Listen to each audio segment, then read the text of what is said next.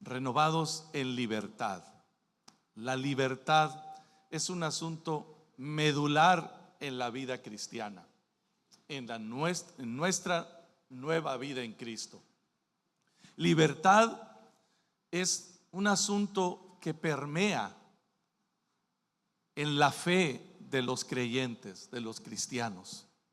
Nosotros podemos ser muy religiosos, pero no ser libres. Podemos estar muy comprometidos con la iglesia, y eso es muy bueno, pero no ser verdaderamente libres.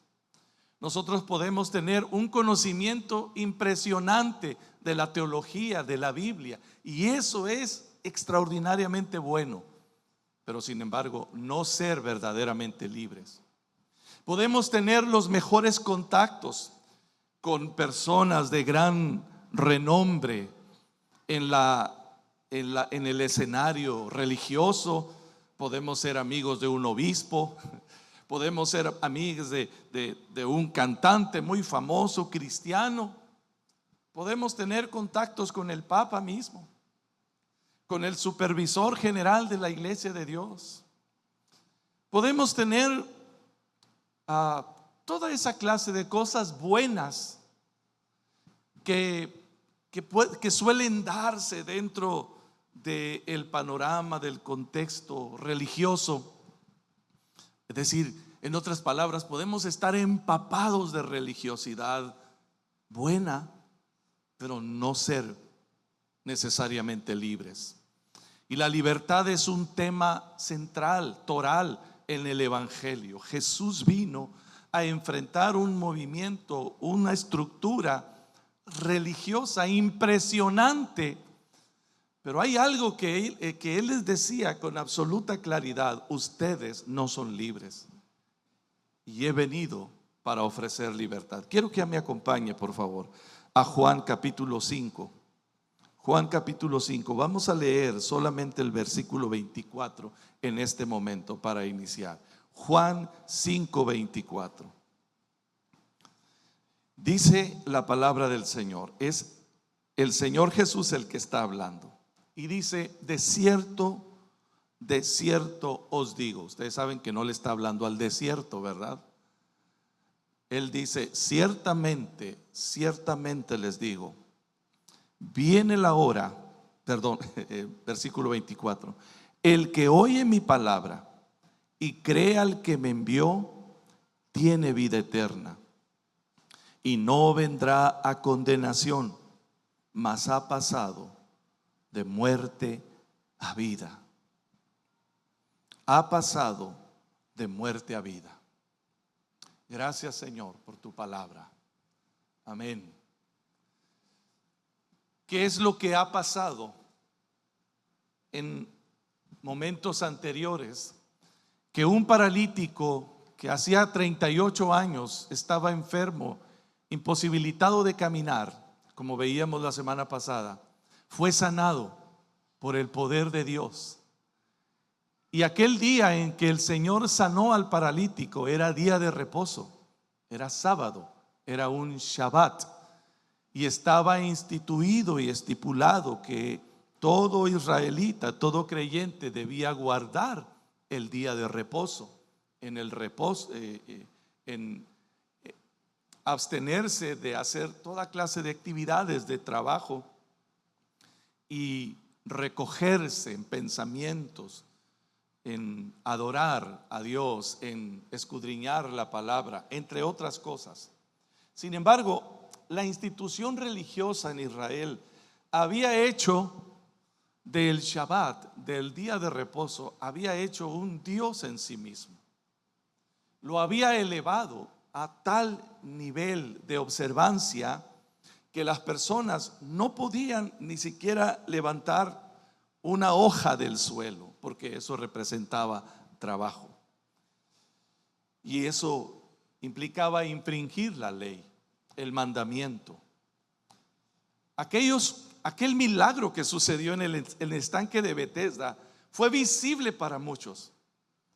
Muchos conocían a este paralítico, muchos sabían que ese hombre estaba ahí entre esa multitud esperando una oportunidad. Pero cuando lo vieron salir del estanque, cargando su lecho, que no era más que una cobija, no era más que unos trapos en los que él estaba ahí, no era un catre sonorense sinaloense, no era un camastro, no era algo aparatoso, pero iba cargando aquellas cosas que él tenía ahí durante mucho tiempo. Y entonces el dedo acusador de algunos le dijeron esto: no te es lícito cargar esto, es día de reposo. Y él dijo: yo no sé, lo único que sé es que el que me sanó me dijo: toma tu lecho y camina y anda. Y el relato bíblico dice que desde entonces los dirigentes del judaísmo en Jerusalén conspiraban contra Jesús, incluso querían matarlo, porque era un maestro, era un rabí. Lo identificaban como una persona de gran influencia que estaba dándose a conocer en el pueblo. Y ese milagro validaba, ese milagro respaldaba la obra de Dios a través de él. Pero antes que glorificar a Dios, antes que dar gracias a Dios, ellos condenaron, se sintieron amenazados por el ministerio de Jesús.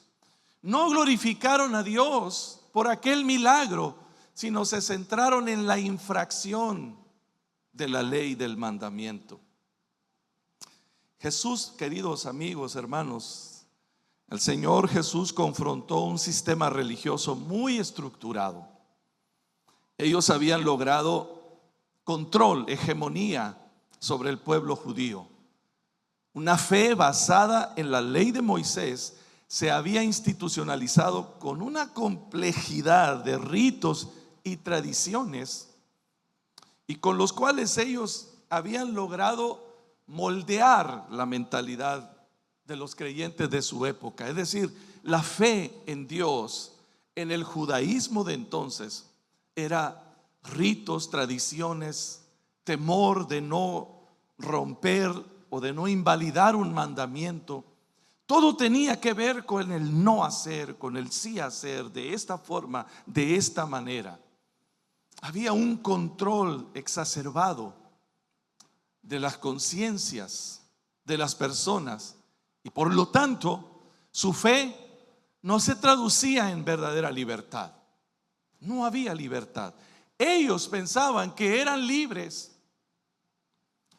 Vea, estaban dominados por el sistema romano, por el imperio romano. No hacía muchos años atrás, menos de 2 siglos atrás, un siglo, alrededor de menos de 2 siglos atrás, los romanos habían arribado a la escena mundial. Habían vencido a los griegos. Los griegos a su vez habían vencido a los persas habían vencido a los babilonios habían vencido a los asirios. Todos estos imperios, como mencionaba Giovanni más temprano, los asirios, los babilonios, los persas, luego los griegos en el periodo intertestamentario. Por eso no encontramos en la historia bíblica sobre la influencia helenista o griega. Y ahora los romanos. Es decir, 5 imperios por lo menos habían pasado sobre Israel, y ellos mantenían un deseo de independencia, un nacionalismo todavía estaba muy presente. No hacía mucho tiempo, unos años atrás, un poco más de un siglo, hubo un periodo corto digamos, que el reino de Israel fue reivindicado a través de la dinastía Asmonea, o que lo conocemos también como los Macabeos, ¿verdad? Durante algún tiempo considerable había resurgido el reino de Judá. Ellos habían aprovechado la deficiencia, la decadencia del imperio griego, y antes de que los romanos tomaran un lugar preponderante en el levante mediterráneo, en toda esa zona del Medio Oriente, se aprovechó esa debilidad para volver a reinstaurar, digámoslo así, un corto periodo de independencia, el reino de Judá bajo la dinastía asmonea de los macabeos, por decirlo así. Menciono esto porque están ahora los romanos gobernando con el rey Herodes, un rey vasallo del sistema romano, que había logrado negociar, ¿verdad?, para que se mantuviera en el poder. Había construido un enorme templo impresionante, vamos a verlo ahorita. Jesús está ante una audiencia que se consideraban, por supuesto que lo eran, descendientes de Abraham, observadores de la ley de Moisés, el pueblo escogido y adquirido por Dios para hacer luz a las naciones, pero habían venido de un cautiverio, habían sido dominados por uno y otro y otro y otro imperio, habían intentado reinstaurar el reino de Judá, había durado poco la experiencia, y aquí estaban bajo estas observancias religiosas pensando que eran verdaderamente libres. Esta estructura religiosa en el tiempo de Jesús estaba apuntalada por una terna, vamos a decirlo así, una terna de 3 elementos sumamente importantes para ellos. Diga conmigo, las 3T. Yo siempre con mis cosas, ¿verdad? Las 3T, las 5P, pero sígame un poquito la corriente. La primera T es la Torá, diga conmigo, la Torá, que es la ley de Moisés. La segunda T es el Talmud, que no es más que preceptos recopilados, tradiciones, interpretaciones de la Torá recopilados. Y para ese tiempo de Jesús era muy notorio, muy de mucha influencia. Estos escritos le llamaban el Talmud. Y la otra T es la del templo. Diga conmigo, Torá, Talmud y templo. Gracias por seguirme la corriente. Esto podríamos llamarlo el aparato religioso de las 3T, la Torá o la ley de Moisés. Los judíos se hicieron expertos conocedores de la ley. Ellos encontraron que tenían más de 600 mandamientos, 613 para ser exactos. Ellos procuraban conocerlos uno por uno, interpretarlos, enseñarlo a sus hijos. Y su celo fue tan agudo, tan especial, que tomaron este libro de la Torá, es decir, los 5 primeros libros, el Pentateuco de nuestras Biblias que conocemos, y lo elevaron tan alto que lo convirtieron en un ídolo. La Torá, la ley de Moisés. Pero estaba también el Talmud. Además de la ley, en el judaísmo rabínico, los escribas, que eran los maestros autorizados en la interpretación de la ley, tenían algo así como un código, una recopilación, una compilación de interpretaciones, comentarios de maestros desde el tiempo del judaísmo rabínico, cuando inició en Babilonia. Había una recopilación muy abundante de enseñanzas, y estas se habían convertido en tradiciones, algunas de ellas de mucha influencia. El Talmud, que era la tradición oral, como también se le conocía, fue siendo redactada durante siglos. Fue la tradición oral, pero luego empezó a ser redactada. Contenía, como les he dicho, interpretación de los mandamientos, tradiciones que se habían transmitido de generación en generación.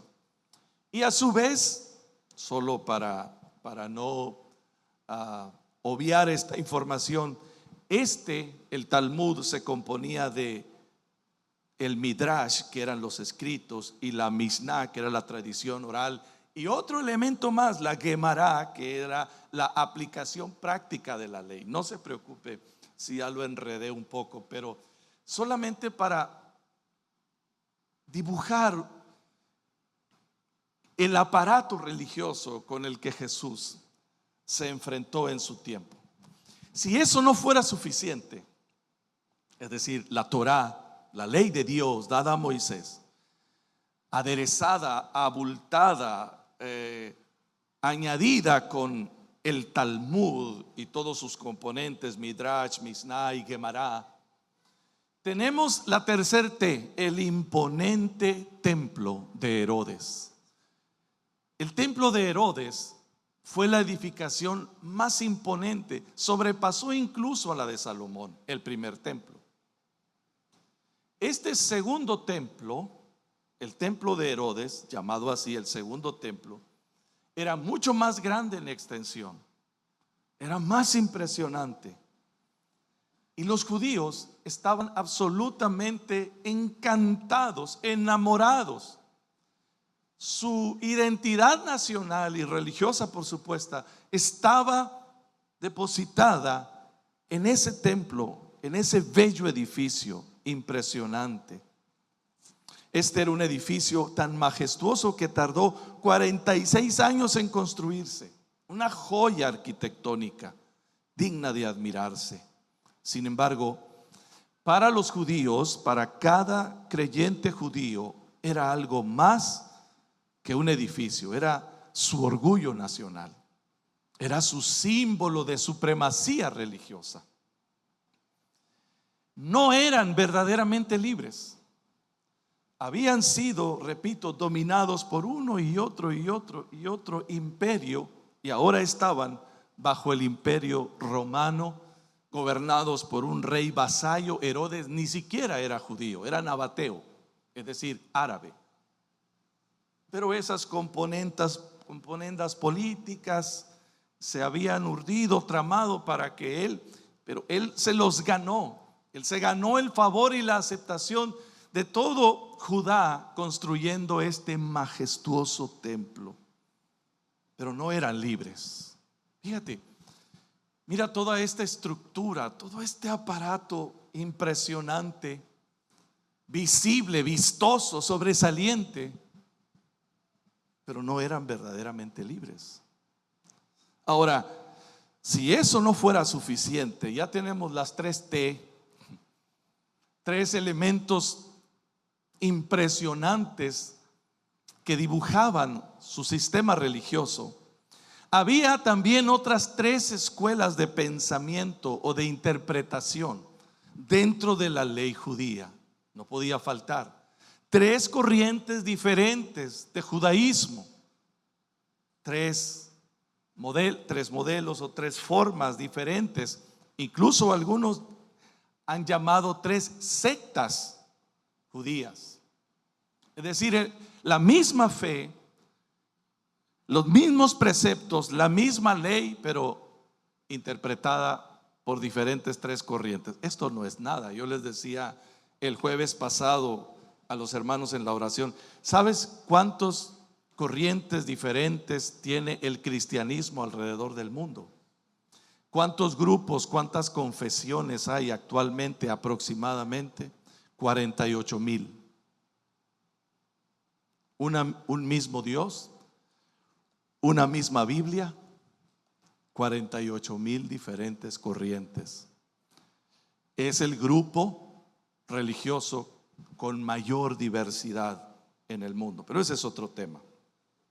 Estas corrientes se habían formado a lo largo de muchos años a raíz de la experiencia en el exilio, donde nació el judaísmo rabínico, y también fue moldeándose por la influencia helenística, especialmente, ¿verdad? 300 años antes de Cristo, durante el periodo intertestamentario.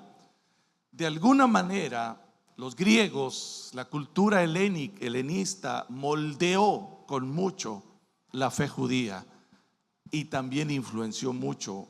Fue una plataforma muy importante para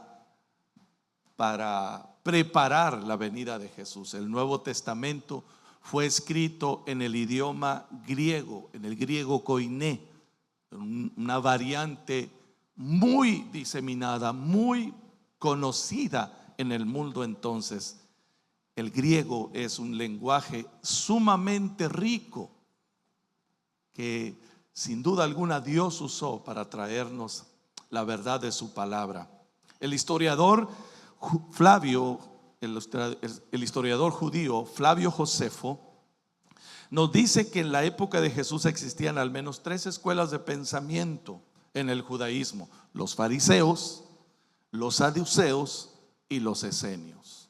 Los fariseos no son los pascolas esos que bailan en Semana Santa por acá, ¿verdad? Los saduceos y los esenios. Los fariseos eran un grupo que al principio ellos defendieron, eran celosos de la fe original, de la fe antigua, de la fe genuina. Pero luego su énfasis se tornó político y buscaron el control. Ellos eran flexibles, por lo tanto tenían el mayor número de adeptos entre la sociedad judía. Por consiguiente, también lograron el mayor peso e influencia, los fariseos. De pronto tenemos la idea de que los fariseos eran personas las que acusaban, ¿verdad? Cuando alguien es muy celoso, muy cerrado de algo, decíamos: eres un fariseo. La verdad es que los fariseos, como grupo religioso, como corriente de pensamiento del judaísmo, eran muy flexibles, eran los más abiertos y por lo tanto eran los que tenían mayor número de seguidores. ¿Está aquí conmigo, siguiéndome? Luego están los saduceos. Ellos fueron conocidos por ser muy racionalistas en la interpretación de la ley. Cuando alguien es muy cerrado y no le digas fariseo, dile saduceo.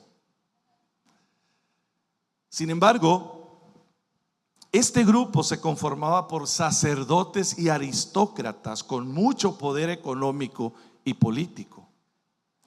Los saduceos se caracterizaban por ser muy escépticos en las cosas espirituales, es decir, no creían en la manifestación de los ángeles, no creían en los ángeles, no creían en el infierno, no creían en la resurrección ni en el más allá.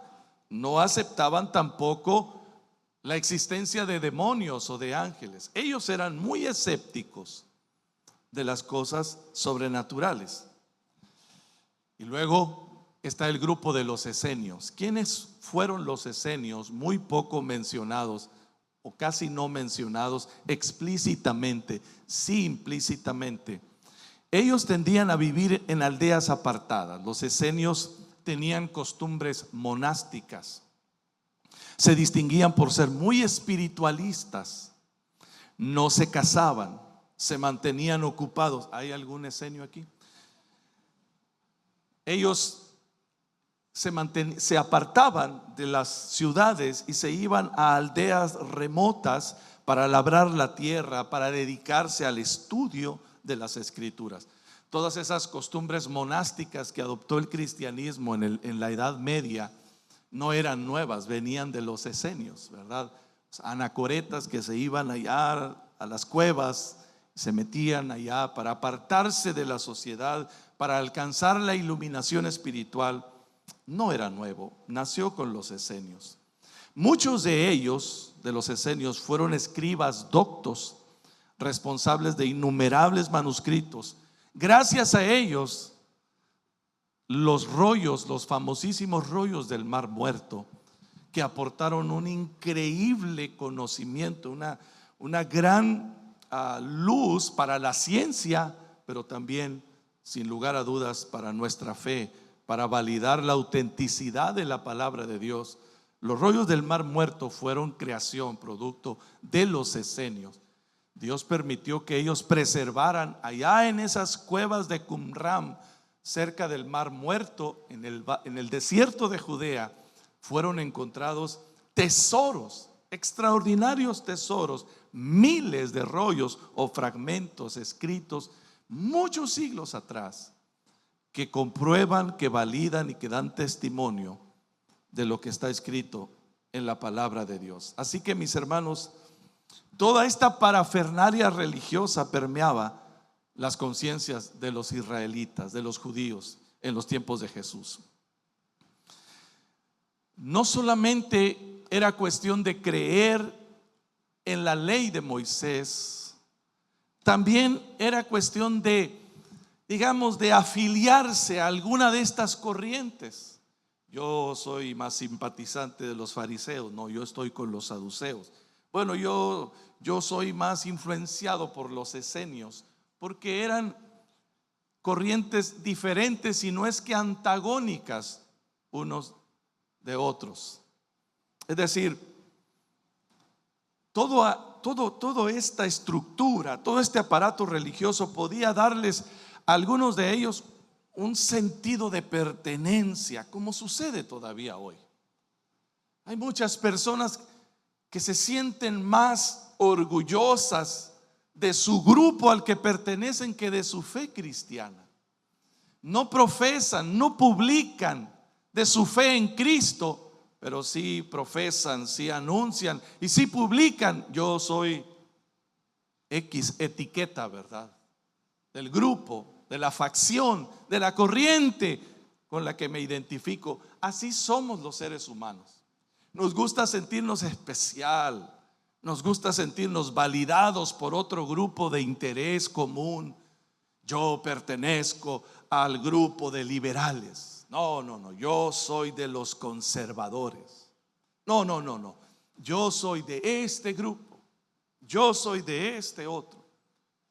A tal grado que eso ha costado guerras, sangre, divisiones, vidas durante muchos años. Durante muchos años.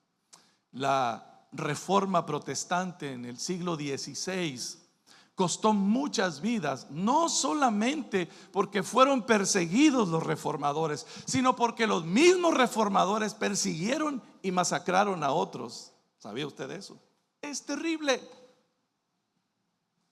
No solamente los reformadores fueron perseguidos, poco tiempo después los mismos reformadores, cuando ya se institucionalizaron en los países europeos, ¿verdad?, donde se abrazó la reforma como una contrapeso al poder económico hegemónico de la otra religión, entonces se forjaron alianzas, poderes políticos y económicos que terminaron persiguiendo a otros.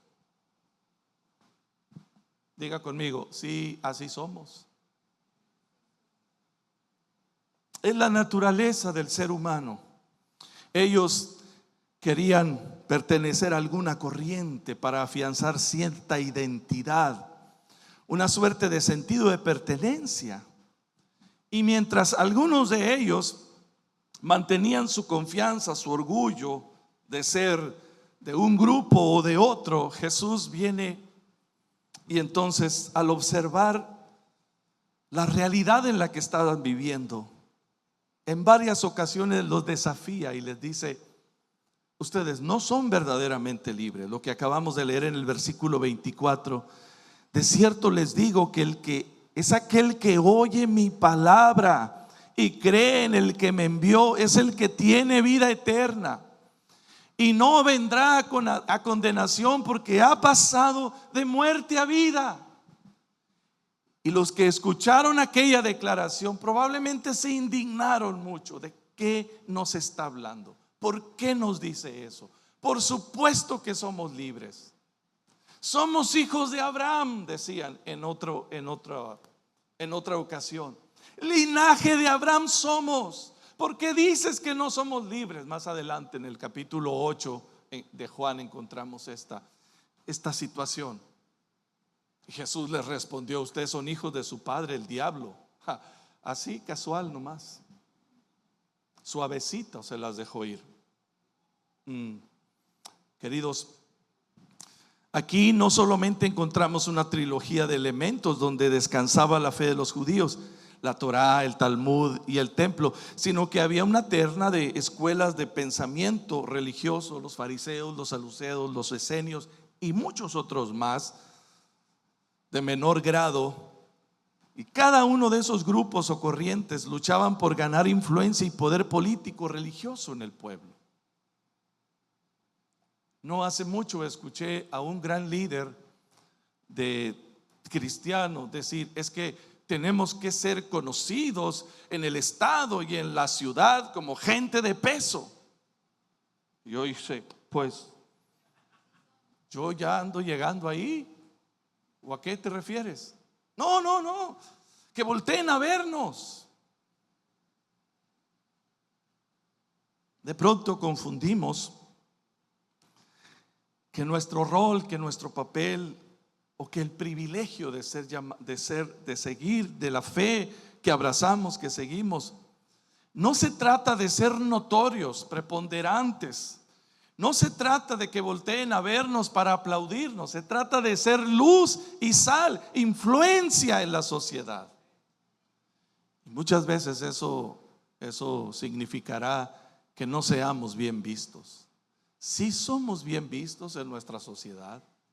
Constantemente estamos dialogando con gobiernos, con autoridades. Nos buscan, nos llaman, nos toman en cuenta algunas veces. Pero no es la meta. Ganar influencia, es decir, ganar un lugar, relevancia en sí misma no es la meta. La meta es ser influencia con el mensaje del evangelio, llegar a los necesitados. No estamos construyendo un aparato religioso. No estamos afianzando un sistema estructurado que los demás respeten para sentirnos importantes. No lo estamos haciendo como iglesia local, como denominación. No debemos hacerlo como cuerpo de Cristo. ¿Qué es lo que a ti y a mí nos da una verdadera identidad de hijos para sentirnos libres, para sentirnos instrumentos en las manos de Dios, para hacer influencia y bendición a otros? Ay de nosotros el día que llegamos a confiar en nuestra estructura religiosa, en nuestra doctrina, en nuestra corriente, en nuestro pasado, en nuestra historia, en nuestro templo, en nuestras tradiciones. Amigos, hermanos, la vida de Cristo produce libertad, y es una verdadera libertad. No es una libertad que está condicionada a una institución. No es una libertad que está condicionada ni siquiera a una estructura doctrinal, por muy buena que ésta sea. Tenemos una estructura doctrinal maravillosa, increíble. No está nuestra confianza en eso. Toda mi vida he estado en la iglesia. Y toda mi vida he escuchado a gente decir: nosotros como iglesia tenemos una sana doctrina, una doctrina completa. Y yo digo: amén, así es. Pero de 10 que dicen eso, solamente he conocido a uno que realmente conoce la doctrina y la vive. Es un rollo aprendido, es un discurso vano que repetimos y no conocemos la doctrina, y a veces tampoco la vivimos. Amados, no está nuestra confianza en un rollo, en una Mishnah, en un Midrash, por muy bueno que esto sea. No está en la Gemara, no. Tenemos absoluta confianza y responsabilidad en escudriñar la palabra del Señor, en prepararnos en el conocimiento bíblico, en transmitir a otros el conocimiento de su verdad. Pero lo único que hace que esto sea eficaz es que yo lo viva, que lo ponga en práctica. No es solamente que lo conozca. Creerlo significa ponerlo en práctica. Por eso nos importa, nos interesa enseñar la palabra de manera sencilla. ¿Te das cuenta? Nuestro sistema de discipulado no es una teología estructurada. Ojalá pudiéramos hacerlo alguna vez, pero no estamos buscando inflarle la cabeza a alguien con mucho conocimiento teológico, que no es malo para nada. Lo que necesitamos es vivir la palabra que conocemos, ponerla en práctica, que esta palabra se haga viva en nuestro corazón, que cada día que vivamos, caminemos en la palabra. A mí no me serviría, a mí no me sirve decir cuánto sé de la Biblia, cuánta teología conozco, si no la estoy viviendo. Si no puedo perdonar al hermano, si no puedo tolerar a las personas, si no soy humilde, si no soy sencillo, si no pueden ver a Cristo en mis actitudes, en mi forma de ser, en mi trato con los demás, ¿de qué sirve tener tanta parafernalia religiosa? No está nuestra confianza ahí. La vida de aquel pueblo había llegado a ser tan grave su ceguera espiritual, la de ellos y especialmente la de sus gobernantes, que aún viendo los milagros que Jesús hacía, ellos vieron cómo Él mostraba misericordia y poder hacia los necesitados, fueron incapaces de reconocer al Mesías. Ellos fueron guardadores de las Escrituras, pero cuando tuvieron enfrente suyo al autor de la vida y al autor de esta palabra, no lo reconocieron. Ellos estaban empapados de tradición y legalismo, y eso les impedía ver la gloria de Dios, les impedía ver al autor de la vida. Queridos, un paralítico fue sanado. Y cuando él iba cargando el lecho en el que había estado acostado, postrado por casi toda su vida, ellos no pudieron compadecerse. Ellos no alabaron a Dios. Ellos no vieron el milagro. Ellos vieron el error, la transgresión. Qué terrible es lo que hace este espíritu legalista religioso que se enquista en el corazón, que solo busca los errores, lo que está mal, en vez de reconocer, dar gloria a Dios por lo que Dios está haciendo. Estamos buscando algo que no está bien porque es lo que sabemos hacer. Dios nos ayude, ¿verdad? Sí, nos ayuda. Ellos apuntaron con el dedo acusador a aquel hombre diciéndole: es día de reposo, ¿por qué haces eso? No es lícito. El día de reposo, digan conmigo, el día de reposo. ¿Se acuerdan que les dije, póngale una marca a esto? Lo que hizo Jesús fue tocar la vaca sagrada, por decirlo así. Fue tocar lo más valioso de sus tradiciones, el Shabbat, el día de reposo, que es bíblico, que es mandamiento del Señor. Pero ellos lo tergiversaron y lo elevaron a ser un ídolo sobre todo lo demás.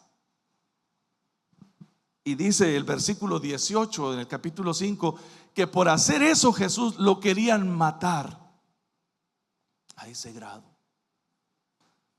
Algunas veces nuestros instintos legalistas y religiosos no desean matar físicamente, pero sí deseamos cancelar, deshabilitar a otras personas porque no cuadra con lo que nosotros creemos. Debe ser así. Ellos tenían las Escrituras bajo su resguardo. Ellos habían formado una tremenda estructura religiosa alrededor de la ley, de los mandamientos, pero no reconocieron al autor de estos mandamientos. Ellos fueron depositarios de la verdad, pero cuando la verdad estuvo frente a ellos, no la conocieron.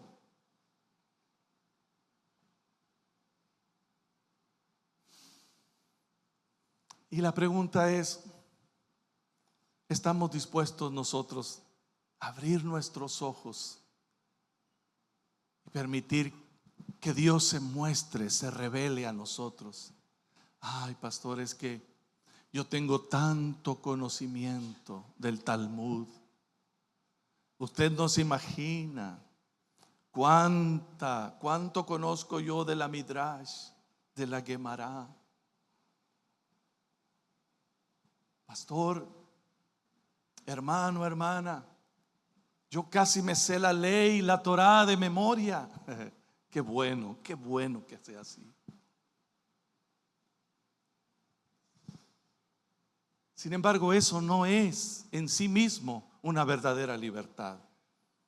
No es la libertad que Cristo ofrece.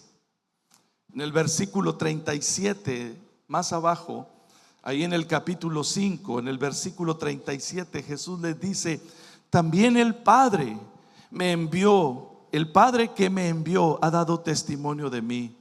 Nunca habéis oído su voz, ni habéis visto su aspecto, ni tenéis su palabra morando en vosotros, porque a quien Él envió, vosotros no le creéis. Versículo 39, este pasaje es muy conocido, esta cita. Jesús les dice: escudriñad las escrituras, porque ustedes dicen que ahí está la vida eterna. Escudriñenlas. Esas escrituras son las que dan testimonio de mí. Escudriñenlas. No solamente las estudien para conocimiento intelectual, no, mediten en ellas. Permiten que Dios les hable a través de las escrituras. Versículo 40: no queréis venir a mí para que tengáis vida.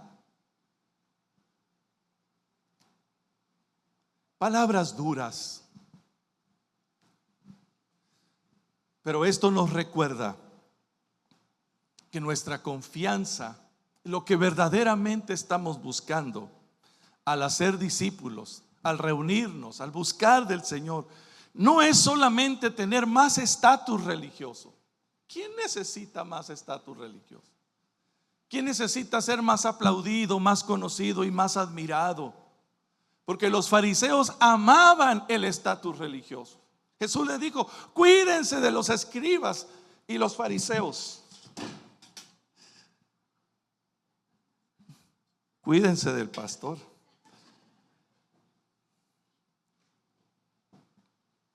Vamos a ponerle manos. Perdón.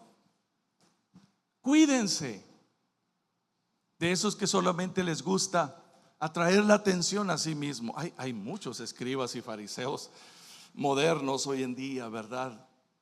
Nos gusta ser admirados, reconocidos. A todos, en cierta medida nos agrada y nos atrae el estatus, el reconocimiento. ¿Sabes? Eso no trae verdadera libertad. El aplauso, la simpatía de otros nos va a hacer sentir bien como una droga que pasa el momento y luego entonces regresa el vacío. Necesitamos ser libres en Jesús.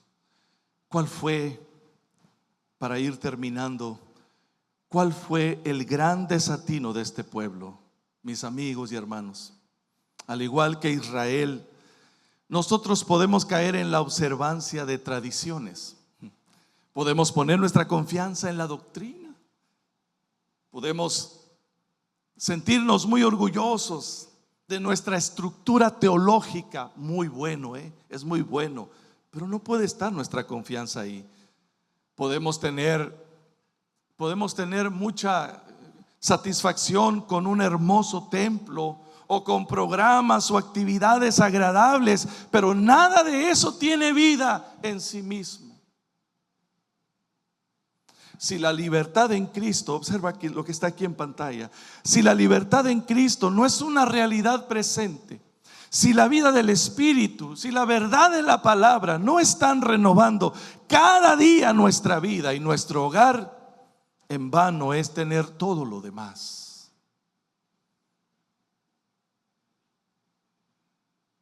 Y miren que les he dicho una y otra vez que queremos tomar muy en serio la formación de discípulos.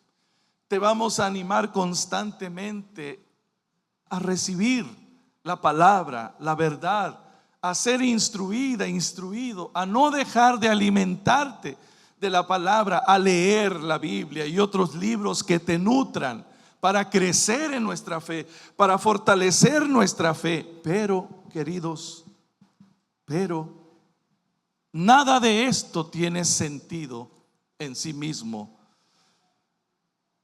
si la vida del Espíritu, si la vida de Cristo no está presente. Sin sentido es mantener el estatus religioso, sin fruto será la sana doctrina y sin gloria permanecerán nuestros edificios a menos que Cristo lo llene todo. A menos que Jesús lo llene todo en nuestro hogar, en nuestra vida, en nuestras actividades. Él es y debe ser el centro de todo. Amén. El gran desatino de aquel pueblo fue no tener la palabra de Dios morando en su corazón. El gran descuido, a pesar de aquel aparato religioso tan impresionante, fue que no pudieron reconocer al autor de la vida, de lo que todo hablaba, la ley, el templo, todo hablaba de Jesús, pero cuando Él apareció no lo pudieron reconocer. Los sacrificios, todo apuntaba a Cristo, pero no lo pudieron ver. Y es que a veces tenemos que quitarnos algunos lentes que nos distorsionan, que nos impiden ver lo que el Señor quiere que veamos en este tiempo. El que oye mi palabra, dijo Jesús, el que cree en el que me envió, tiene vida eterna y no vendrá a condenación, porque ha pasado de muerte a vida. Quiero decirte con todo mi corazón que nos interesa, que oramos y le pedimos al Señor nos permita ayudarte para experimentar la verdadera libertad. Libertad en tu vida, en tus emociones, libertad en tus relaciones, en tu familia, en tu matrimonio. Que experimentes la libertad de Cristo. Libertad no es ausencia de problemas o de adversidades, pero es la libertad de hijos, que no actuamos bajo el temor, actuamos bajo la convicción y la identidad de hijos. Podemos acercarnos confiadamente a la presencia del Señor. No ministramos, no servimos, no hacemos lo que hacemos para ser aceptados. Ya somos aceptados. No me porto bien para que Dios me ame, ya me ama. Mi desempeño no es para lograr o para afianzar que Dios me acepte o la iglesia, no, porque ya somos aceptados, ya somos amados. Lo hacemos porque amamos a Dios, porque queremos ayudar, bendecir a la gente, servir a la gente de Dios. Y eso, queridos, eso lo cambia todo. Vivir en absoluta libertad.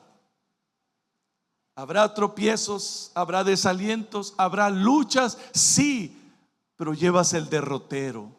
La meta está definida, está firme. Sabemos a dónde vamos, sabemos a quién correr, sabemos cómo levantarnos, a quién ir para fortalecernos y ser consolados. Es Cristo, es el Señor. Somos guiados por el Espíritu de Dios. Hay vida en esta fe en la que hemos sido llamados.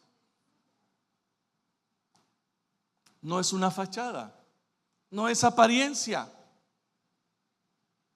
no es una institución solamente, no es una religión para mantener el estatus. Es vida, es esencia. Gloria a Dios. Podemos salir del escondite de las sombras y mostrarnos en la luz para ser purificados, para ser renovados, para ser restaurados. Les anuncio que en unos días más adelante les daremos más información. Estamos preparando espacios para algunos creyentes, varones, mujeres, para todos nosotros, para exponernos a la verdad de Dios y encontrar libertad. Amén. Todos necesitamos exponernos constantemente a la verdad de Dios, para ser restaurados, para ser sanados, para ser renovados, porque de eso se trata la vida. No tenemos intención de entretenerte, y mucho menos de que te abstengas o de abstenerte de esta verdad que te hace libre. Hay tantas cosas que el Señor quiere mostrarnos. Hay tantas cosas que Él tiene preparadas para ti, pero necesitamos avanzar a la luz. Amados, yo estoy caminando en la luz, y cuanto más camino en la luz, más sombras descubro dentro de mí que tengo que sacar al Señor. Más áreas que no han sido rendidas tienen que ser rendidas al Señor. Eso significa renovación. Constantemente el Señor está trayendo nueva luz, nueva verdad y nueva libertad a nuestras vidas. Póngase de pie, por favor. Gracias, Señor. Gracias, Espíritu de Dios. Gracias por tu palabra. El que oye mi palabra y cree al que me envió, tiene vida eterna y no vendrá a condenación, mas ha pasado de muerte a vida. Ha pasado de muerte a vida.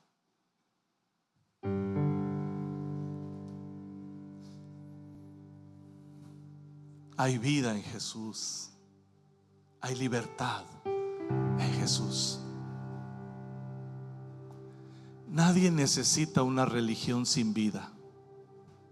Nadie necesita una tradición hueca. Nadie necesita una apariencia falsa, una sola fachada. ¿Quién necesita eso? ¿Para qué sirve eso? Pero si necesitamos al autor de la vida, necesitamos a Jesús. Necesitamos la palabra viviente en nuestro corazón. Él transforma, Él sana, Él restaura, Él da verdadera libertad. Señor, aquí estamos.